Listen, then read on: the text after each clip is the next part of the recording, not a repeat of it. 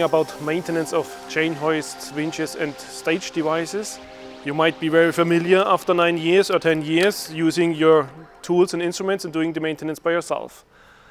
If you reach the 10th year, there is a small point in the legislation which says after 10 years the manufacturer has to overtake the maintenance or the general overhaul, as it said, the norm. Basically, a general overhaul makes no sense for a chain hoist. A chain hoist general overhaul means a totally economical disaster. So what we Movecat offer for the Movecat chain hoist after 10 years is an extended maintenance. And this extended maintenance has to be done in the factory at Movecat because we have to do some more issues than just a typical annual maintenance.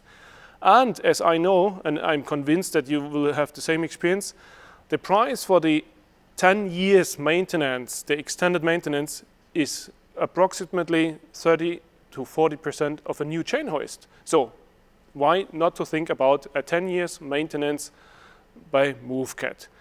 Only in the factory possible and only by Movecat Direct and not by Movecat service points. Let's talk about it.